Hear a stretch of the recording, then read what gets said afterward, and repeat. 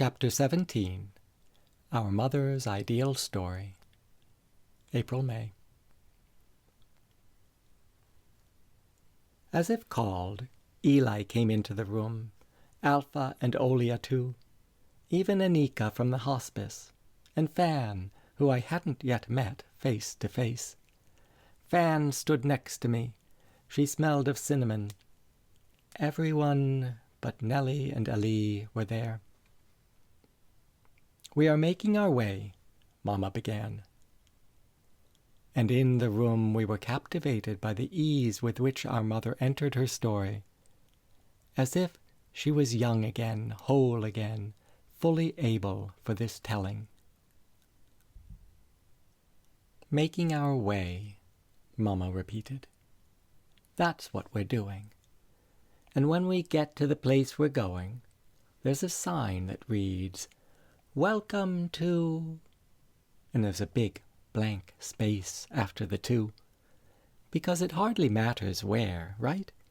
What's important to know is that wherever you are, that is the place to be.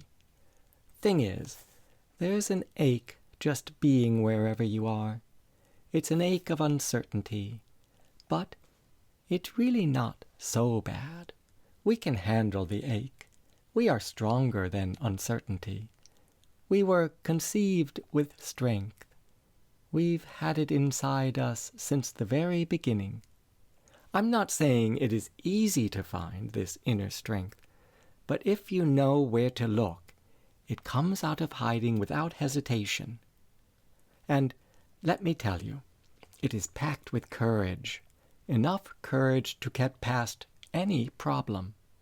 Once you find it, your inner strength grows, like a favorite holly or pear tree.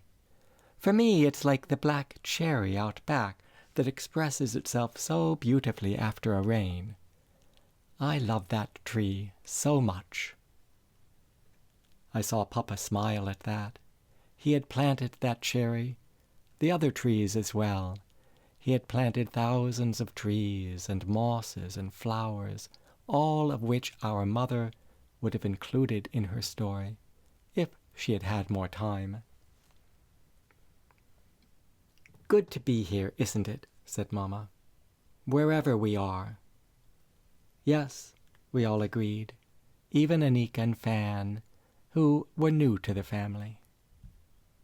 And sometimes the best part of being is looking. I love looking, don't you? Everything is just so seeable. It's just so full of meaning in its lovely presence. A quiet corner of the woods no less than a big old war monument. A spider in the corner, a star bright and far. And the first person we see when we look up is Ash. Some of us know him as Frax, genus Fraxinus. Others know him by other names. I call him Daddy. "Daddy," I say, as he drives by. I say it not like I'm pleading with him to stop, but rather knowing he will hear, and if he hears, it might make a difference. He's heading in the wrong direction, but rights the car when my word finds his ear. He turns the car, pulls up close. He gets out of his red Chevrolet and shows me his hand, which sounds harsh, but it's not what you think. He shows me what he is holding. In his hand is a seedling. It's the tiniest, sweetest ash tree that I have ever seen. And I love it so much. I hold it up to my face, then near my breast. I feel the life within. It has a heart, a pulse. The tree has a voice. Its curses are the tiniest green leaves, unhurtful now, tender and fresh, as if the source of their language is amazement, not anger. I love them. I love it. I love Daddy to no end. And I remember, standing with him and his car, I remember that I was Cordelia once in King Lear. I was a teenage girl back then. It was sad, a tragedy really, but now I love without reticence. It's true, I tell him. I say it out loud so everyone can hear, even if it's only the two of us at the moment. You can change the story any time, I tell him. And he nods. He knows I am right. We bring our own minds to every occasion, and in every person's mind lives a desire to connect, in my terms, in your terms, in terms we agree upon. We agree upon the shared terms of our undeniable connection. It is a changeable narrative in the constancy of us. Wow, I think. This is so amazing. My father stands with me. He looks past his car. I wish I could tell you what he is seeing.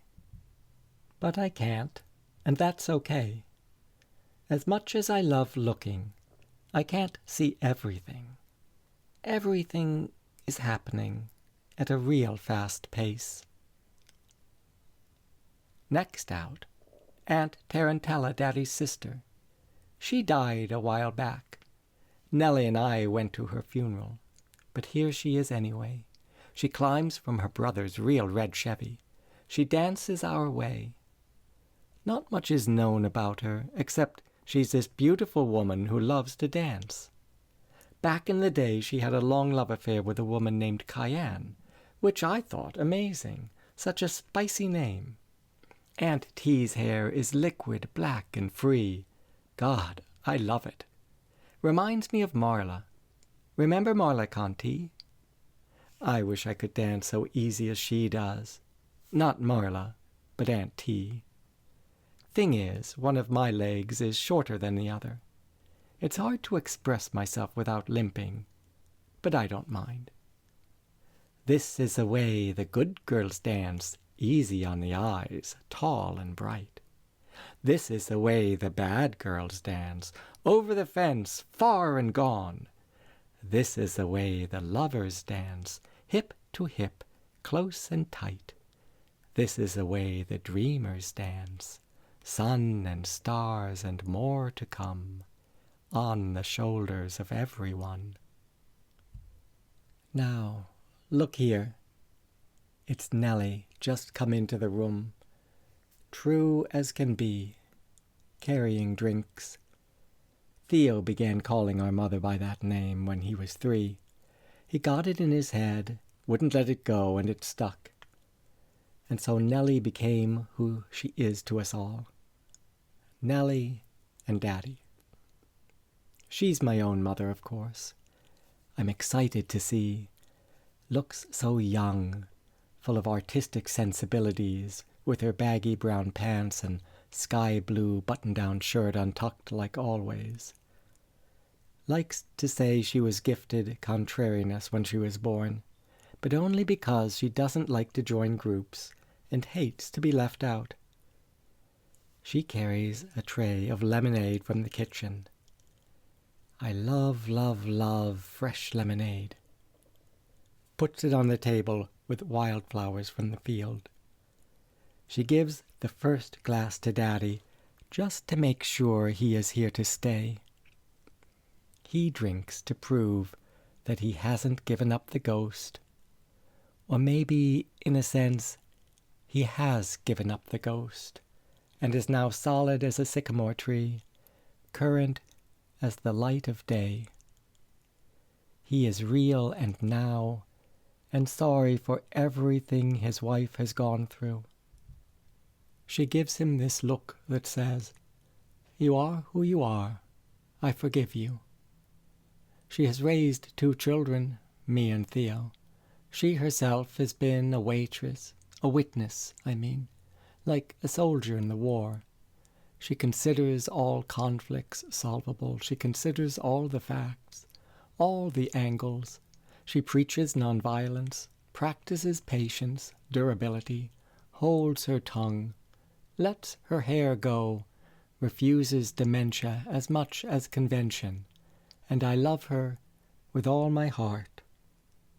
And I want my brother with me to love her too. Theo, of course, is not here. Why not, I wonder? Nellie wants to take a picture with her black Leica camera. So I go to look, and I find him where I have always found him, smoking out back. He has been there 1,000 years. Why, I ask him, why aren't you with us? We need a better picture, and Nellie has her camera. He says he doesn't care, but I think he's just saying that. If he doesn't care, I think it's just his stupid mood, and stupid moods can change, and I know that from experience. The thing is, what if decisions were not based on moods, but on something more reliable like inner connection? That's a fact you can't deny, no matter how you're feeling. Makes no difference to Theo, though. He says there's no fucking connection anywhere. I'm sorry, but that's just how he says it. Says there's no point in any creature, great or small, thank God. Which I think, well, it's ironic that he says thank God. I mean, aren't you making a connection right there? Thanking someone is knowing they are with you, there, with you. You don't thank someone who doesn't exist. Anyway, he too can be contrary. Not God, but Theo. According to my brother, he does not deserve to be here. Thinks he deserves only what he has, which is difficulty with others and a boatload of defeat. And I have such trouble accepting his perception. I don't ever deny him, though, as that only makes him feel more powerless in the face of me. If I say he's wrong, I prove him right in how he feels. But I do wonder what it is, his perception. I wonder if he will ever be able to think differently. So we all do it. I whisper stuff to him. Even Daddy has done it. We whisper examples of confidence, uncomplicated belonging, rays of light coming through the clouds, the measured pace of a blue heron walking the shore. Who knows exactly how words mean to another person? But Theo puts out the cigarette he's been smoking, and he joins the reunion. I'm just very tired, he tells me. He never married or had children, left the world before he brought forth all that was within him. Look, I say, it doesn't matter. Here you are. You're here now, composed like Beethoven, your favorite. And I ask him to sit beside me for a moment. So nice to be together after all these years. We share the sun, the beautiful morning. Click goes Nellie's camera. Click, click, click. Again, again, again. I hear him humming the Ode to Joy, which proves what I just said about Beethoven. It proves nothing, says Theo. Then why do you love it so much, I ask. Because, he begins, everyone loves shit. They love the shit that they love. There's got to be something I can do to satisfy fucking life, so it can leave me. So it can leave me alone. As if that explains anything. But it's good that he says it, I guess. And he goes on, one day life will come for me, and where will I be hiding? Might could be I can change the story, like you said. Might could be I can't. I think can't. But people keep telling me I'm wrong. So who knows? If can't, then can. And I like that he ends on a positive note. I like that he has at least been listening some to my whispers. I think there's a lot to be said for encouraging the soul, from whatever distance. There's a lot to be said for sitting in the sun, too. A lot to be said for allowing its light to penetrate you, making your next move a move to welcome the sun as a warm guest of your soul. And click goes Nellie's Leica. One final shot of Theo and me before we go our separate ways. And look, here it is, in my hand, quick as can be, the black and white glossy, a brother-sister portrait, nicely composed. The sun in the photo has done its job to keep us seen. I like it lots. It's nothing to take lightly, something to carry to eternity, no matter how long it takes to get there. I place the picture in my heart, as if its language is love. And maybe it is. Why not? We achieve, through inner, untiring strength, what is intended. Speaking of intention, Tova comes running. Sadness covers the peaceful eyes of my daughter. She's been looking for us, forever out looking, always anxious for others, constantly hoping to make things right. We're here, I tell her. We just had our pictures taken. And then she sees. She is so brave. She could save all humankind with her good will if she wanted to, could see any bird straight to its inner being if she put her mind to it. Why, she could coax the dying into more life, well, which is what is happening now to me. Well, some. And I hate not being able to do what she wants of me. I'm sorry, I say, but I don't think she hears. Cricket would make certain that every pig has its day, and all bears are provided enough untouched wilderness to get the food they need without invading neighborhood fridges. Don't put your pesticides in our rivers, she tells us. Don't you dare dump your plastics in our seas. And don't aim your gun at me. I'm not denying you your happiness, just not interested in your thoughtless revolt against our living planet.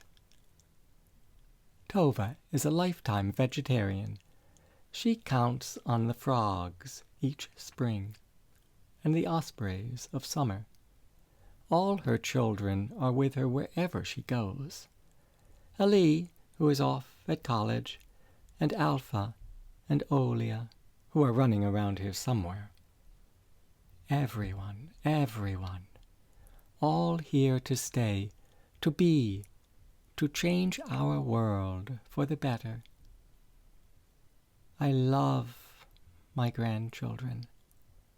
I love them so much, close by or far.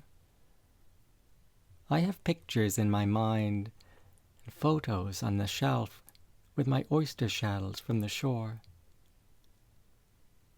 Go with your loves, I tell Tova, as if she wasn't going to do it anyway, without my insistence. Go to the mud and the muck, your mosquito-y haven. Spend time with the dragonflies, and the sea nettles and ducks. And with her arm around Eli, her whole family heads to the marsh. I see the 5 of them. I see them there in the distance, even Ali. Look, they are dipping their hands into the cold water, pulling out what appears to be the sun.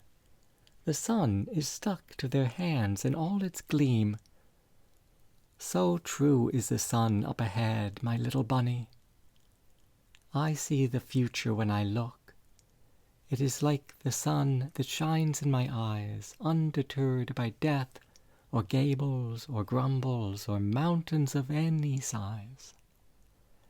And I know it is good, that future, yours too, and the earth's, all the family. Springtime trees with their pollen, their future is good. Ospreys with twigs in their beaks. Yes, to all of it. And I, too, will be somewhere good in the future. I believe in myself and where my sunflower wishes to go. It wishes to go to a spiritual climb, and I will go with it. Don't worry about me.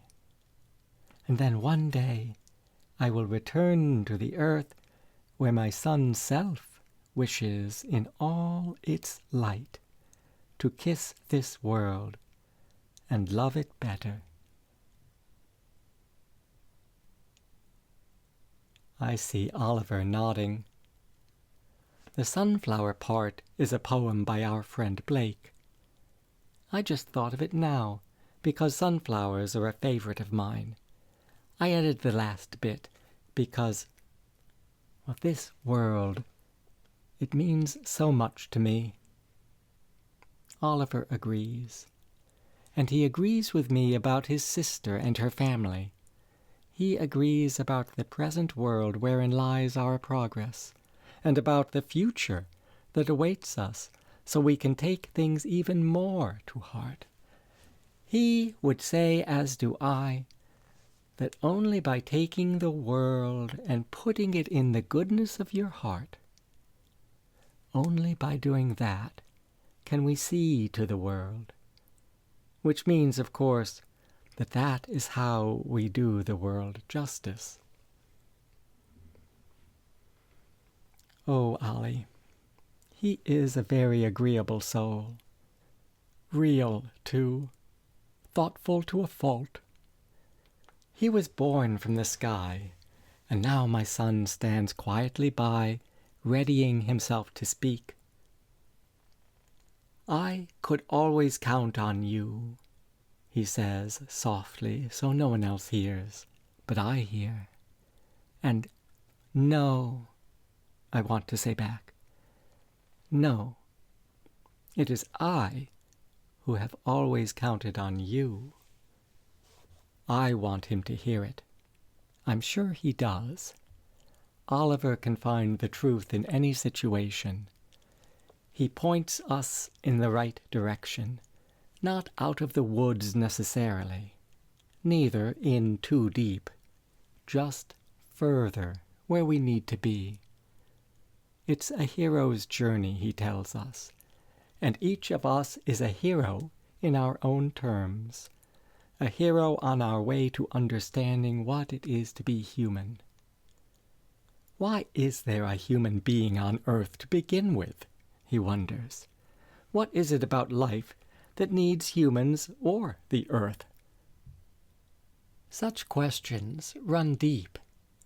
I don't know what to say, but I do know there is a rightful answer, and we each have to dredge the depths to dig it up. Take care, my son tells me. Are you offering it? I ask. I am, says my Ollie. And so I accept. Why wouldn't I? I wish Theo would do the same with this offer. I wish he would take the care that we all offer, and that it would make a difference. We have come together to hang out here with the morning sun on this very Good Friday, even if it is only for a minute or two. The rays of the sun can melt any hardship. Oliver, like the earth, will absorb it all. He can take in sorrow and transform it in his soul. But it is not so easy for others, is it? Nothing comes easy in this world, and for some it is a hard time just living here. Oliver takes this to heart. He doesn't race to the finish line, but shapes the process of moving into something visible. Like you can see each step. He talks to the living and the dead to get a better picture. Sometimes it helps, sometimes not. But he can wait. Oliver is patient for as long as it takes. Just like my Micah. My. Welcome to the ideal story. What would my life have been without my love? It is everything I could have ever dreamed of. It is exactly what it should be. Micah's the lovely source of my botanical growth, and a real good reason for my family life, too. He has never been good with goodbyes, though, doesn't want to say it, and I am worried that my insistence will just make things more difficult. I really don't like conflicts. In my heart, I wish to instantly resolve them and become, well, why not just say it? Become a bearer of love. How is that even possible, though, I wonder? Those words have no weight. Wishful thinking is all. It's not so, my beautiful, Micah tells me. You bear, you oyster, you live, you lion, love. Don't worry, he tells me. You said it to Tova. Say it to yourself.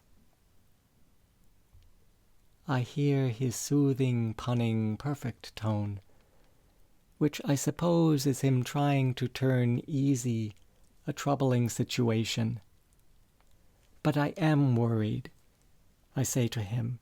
I don't want you to suffer because of me.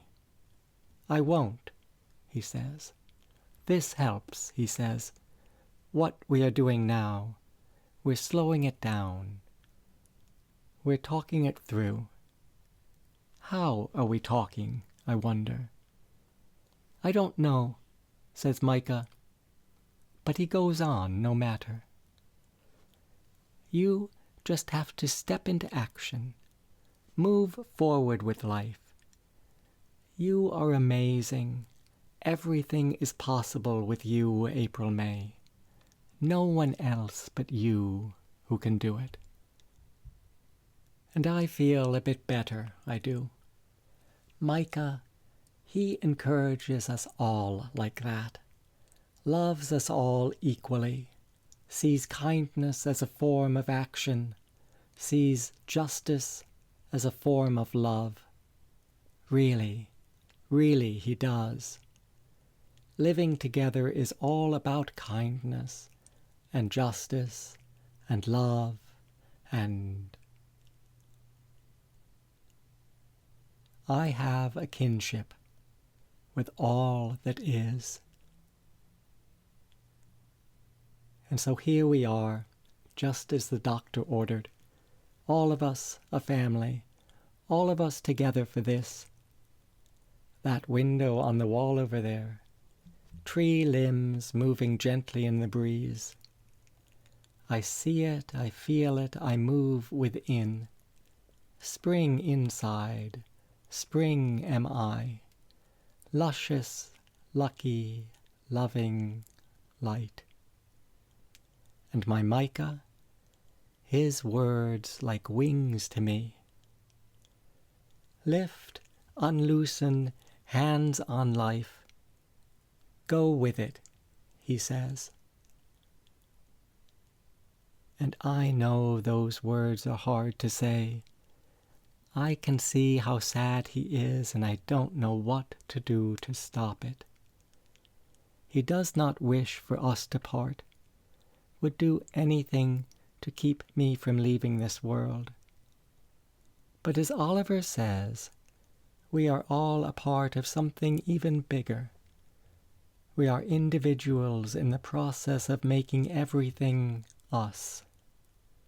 Which makes sense to me, because after spending so much time as an independent self, mincing ginger, baking popovers, saving flies, feeding the summer hummingbirds, I sure do wish to align even better with the whole story, top to bottom, inside and out. I know that we all have been missing something, and I hope for us to find it. Just think what a happy day that will be, like today with the family, only more. It will be all our beautiful souls working as a body we don't even know we have. One great body, a greater self larger than the earth, more inspiring than the universe. Hands, heart, head, intentions, all here to be responsible. We will encourage the peepers, the children, the living and the dead. We will care for the sick, the broken, and the homeless. We will attend reunions whenever possible, and tend to the grasses, the tides, and the snails. We will offer a plate of delicious homemade breakfast to every human being, no matter the weight of their soul. And upon that plate we will melt like butter on toast. We will include ourselves as nourishment for all. What life does for us, we in turn will do for all of life. Oh, says the family, the bedsheets, the husband, the little square clock with its tick and its tock. Oh, say the walls and the windows of the room, the morning trees in the world out there, and the light that moves our way from the sun.